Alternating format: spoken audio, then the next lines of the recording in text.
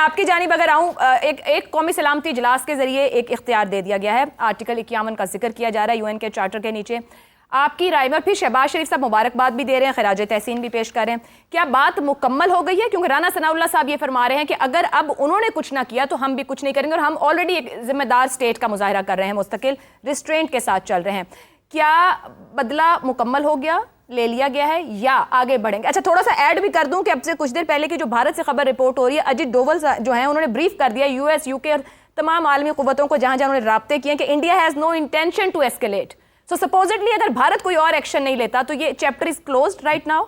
अच्छा, मैं ये कह रहा हूँ कि इफ्तिखार साहब के भी कोई 4-5 सवाल हैं, कुछ 4-5 सवाल आपके भी, आपके इस सवाल में पिन्हा हैं, छुपे हुए हैं। तो मेरा ख्याल है पहले तो इफ्तिखार साहब का वो सवाल के 10 क्यों नहीं गिराए या उससे ज्यादा क्यों नहीं गिराए जब 80 टारगेट थे। बड़ा अच्छा सवाल है। असल में होता यूं है कि 2600 किलोमीटर की सरहद है, कश्मीर से लेके नीचे अरेबियन सी तक, बहिरा अरब तक। इस 26 पाकिस्तान का इंडिया का बॉर्डर 2600 किलोमीटर का है। इस 2600 किलोमीटर के ऊपर अब आप 80 जहाजों को स्ट्रेच आउट कर दें, यानी जरूरी नहीं कि 80 जहाजों का जमघट्टा आपके ऊपर आया है, कुछ वहां पे हैं, कुछ दरमियान में हैं, कुछ उधर हैं, कुछ पीछे हैं, इस तरह करके स्प्रेड आउट होते हैं। यही तरीका होता है जहाजों को, एयरफोर्स को एम्प्लॉय करने का। तो जितने हमारे लिए थ्रेट बनते हैं वही हमारा टारगेट होते हैं। हमने तो कहा ना कि हमने अंदर जाके, मिसाल के तौर पे अगर 40 मील 50 मील पीछे खड़े थे, उनके जहाज उड़ रहे थे, तो उनको निशाना नहीं बनाया। हमने वहां तक बनाने हैं जहां तक हमारे टारगेट के अंदर आते हैं। और उसका इसहाक डार साहब ने आपको जवाब भी दिया, और उन्होंने कहा कि वो जो कि हमारे लिए खतरा थे हमने उनको गिरा दिया। और शायद 10 भी हो सकते थे, बिल्कुल हो सकते थे, इसमें कोई शक की बात नहीं। लेकिन उन्होंने कहा कि एक कैलिब्रेटेड उसका रिस्पॉन्स दिया गया। तो एक तो ये चीज है। इसको हम ये भी कह सकते हैं कि आपने सारे के सारे 80 क्यों नहीं गिरा दिए, यानी वो भी एक हो सकता है, थियोरेटिकली, प्रैक्टिकली पॉसिबल नहीं है। अच्छा, अब आपके सवाल पे आ जाते हैं जो कि मेरे हाल में इस वक्त ज्यादा अहम है। देखिए, जो बात की जा रही है कि वजीर आजम ने एक चीज कही, ख्वाजा आसिफ ने एक चीज कही, इसहाक डार साहब एक चीज कह रहे हैं, इन तीनों के बीच में वो मुकम्मल अहाता है उन रिस्पॉन्स ऑप्शंस का जो कि इस वक्त पाकिस्तान के पास अवेलेबल है। यानी आप न्यूक्लियर वॉर से लेके उस लेवल तक जा सकते हैं जहां पर इधर से इस तरफ आप आ जाएं तो ये है कि जो हो गया हो गया। पाकिस्तान का मॉरल असेंडेंसी है। इस वक्त भारत इंतजार में है कि पाकिस्तान क्या फैसला करता है, क्या पाकिस्तान हम पे हमला करेगा कि नहीं करेगा। कल तक तो हम इस इंतजार में थे कि भारत हमला करेगा तो फिर उसका जवाब देंगे। अब वो सिचुएशन आ गई है कि पाकिस्तान के जवाब के बाद क्या वो इंतजार में है कि पाकिस्तान क्या फैसला करता है। हम नहीं करना चाहते जंग, हम आगे नहीं ले जाना चाहते, लेकिन जैसे हम दोपहर को बात कर रहे थे, पाकिस्तान के भी कुछ मसाइल हैं, उनको भी किसी की जिम्मेदारी लेनी चाहिए इनको हल करने के लिए, जो कि जिनका जिक्र हमने दोपहर को किया। जिसमें मैं, जैसे आप दोबारा कह देता हूँ, अंडर वाटर ट्रीटी है। हमें हमें हर थोड़े दिनों के बाद दहशतगर्द क्या है कि हमारे ऊपर कोई जारियत कर दी जाती है। बलूचिस्तान का मामला है, खैबर पख्तूनख्वा में टीटीपी का मामला है, वगैरह वगैरह। तो कहीं ना कहीं पे किसी ना किसी को जिम्मेदारी लेनी पड़ेगी कि पाकिस्तान के कुछ मसाइल हैं उनको भी हल करें, अगर पाकिस्तान और भारत को न्यूक्लियर वॉर से दूर रखना चाहते हो। इसमें इंटरनेशनल कम्युनिटी का बहुत बड़ा रोल है, उनको अदा करना चाहिए। तीसरा ये कि हम वो कैसा अमल करें, क्या अमल करें और कहां पे वो अमल करें, जिसके बाद कि हम और हम सब जो कि ये चाहते हैं कि भारत को ऐसा मुंह तोड़ जवाब दिया जाए कि मोदी उसके बाद चुप करके बैठ जाए हमेशा के लिए। क्या मोदी चुप करके बैठेगा? किस हद तक बैठेगा? क्या हम भी उनकी मजहबी जगहों को जाके अटैक करें, खत्म करें, उससे फिर हमारा गुस्सा ठंडा होगा? तो ये वो तमाम चीजें हैं जो कि मेरे ख्याल में इस वक्त जो हमारी लीडरशिप है वो भी इससे ग्रैपल कर रही है, और हम सब भी इसके बारे में बात कर रहे हैं। लेकिन ये तमाम चीज, दूसरी बात एक और मैं ऐड कर दूं, इससे पहले बंद करता हूं। हर कैंपेन के अंदर, ये जंग सिर्फ एक दो मार के नहीं होते, कैंपेन होती है। हर कैंपेन के अंदर डिसीजन पॉइंट्स आते हैं।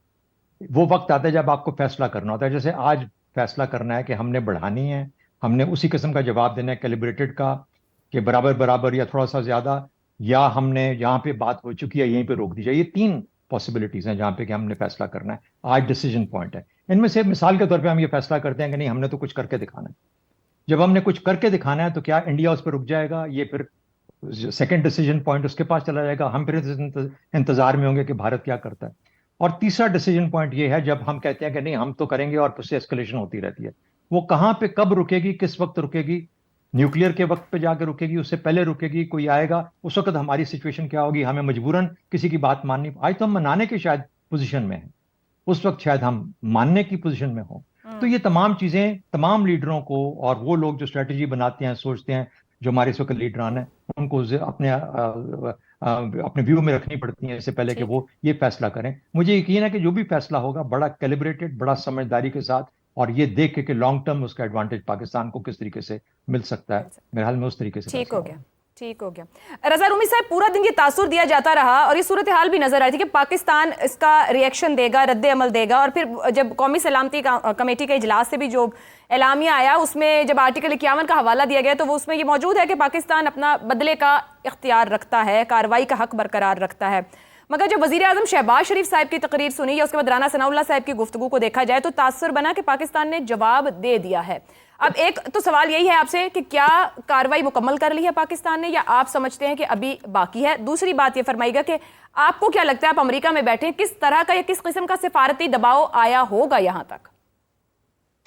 आयशा, देखिए, जहां तक दबाव की बात है तो बिल्कुल दबाव इस वक्त मौजूद है, और इंटरनेशनल कम्युनिटी खुसूसन मगरबी ममालिक जो हैं, अमेरिका और यूके, और बैक चैनल के ऊपर जो गल्फ रियासतें हैं जो हमारी रवायती वो एलाइज हैं, वो उन सब की यही ख्वाहिश है कि अब मामला यहाँ पर रुक जाए और आगे एस्केलेशन ना हो। यकीनन दुनिया को इसी बात की परवाह है जिसका जिक्र अभी पहले आप कर रही थी कि अगर ये एस्केलेशन बढ़ती है तो ये फिर इसका इख्तिताम क्या होगा, क्या ये न्यूक्लियर जंग पर इसका इख्तिताम होगा? और वो यकीनन दुनिया के लिए एक बहुत ही जिसे कहना चाहिए कंसर्निंग या खतरनाक बात है।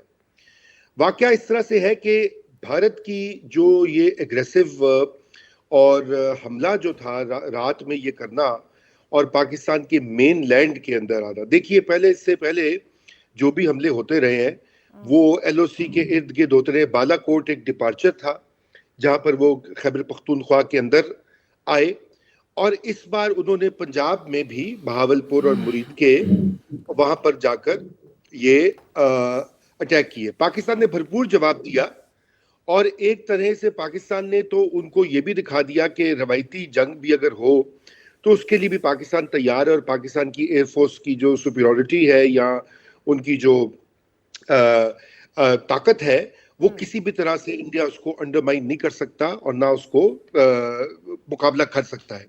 यहाँ तक तो बात पाकिस्तान ने प्रूव कर दी है।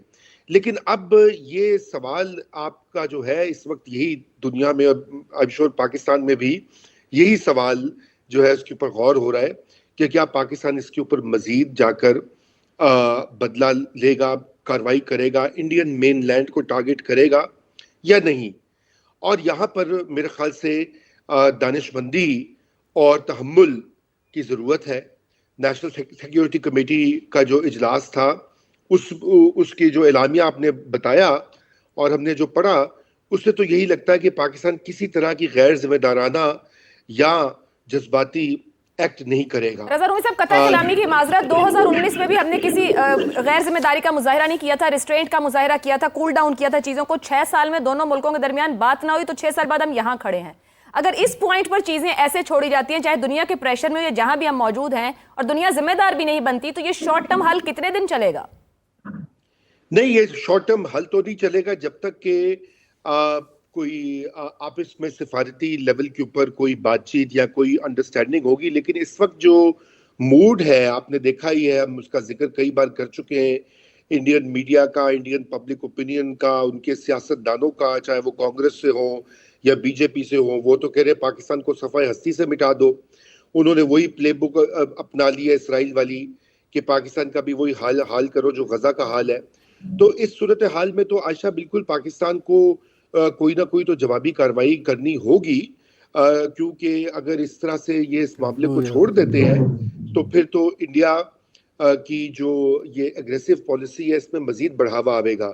लेकिन अब ये टाइट बैलेंस है, ये हमें बहुत एहतियात से आगे बढ़ना होगा, क्योंकि इसमें अगर ये एस्केलेशन बढ़ती है तो फिर ये आउट ऑफ कंट्रोल हो जाती है। जी आयशा।